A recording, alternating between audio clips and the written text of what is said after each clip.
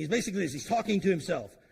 And he's been so successful that he's out of room for his crops. And so he says, I'm going to build bigger barns, I'm going to plant more crops, and I'm just going to keep expanding my wealth. And again, on the surface, it sounds logical. It sounds prudent. He needed to have more room, and he had the means to do all this. And so you might even say this guy has a really good business model. In fact, if he were to take this business plan to the bank to get a loan to expand his barns and his crops, they'd probably give him whatever amount of money he needed because he'd already proven himself to be successful. So here's the problem. Because he had been so successful, he presumed that he would continue to be successful. He presumed that I just have to keep doing what I'm doing. And because I'm good at what I'm doing, I will continue to see the same success.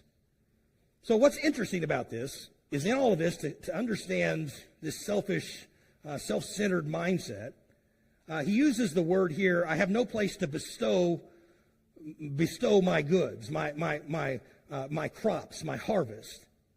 Now, again, I like to look up words, and bestow in my mind is the way we usually use bestow, is that I'm giving you something, I'm going to bestow something to you. That's actually not what it means here.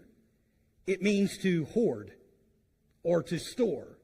So it has a negative connotation and a positive connotation. Obviously, the way Jesus is using this is in a negative connotation. In other words, this man is saying, I don't care if anybody else has a need. I'm just going to keep building my own wealth.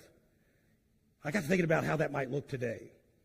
I think we've got a couple of really good real-life examples over the last 4 or 5 years. You remember when COVID hit?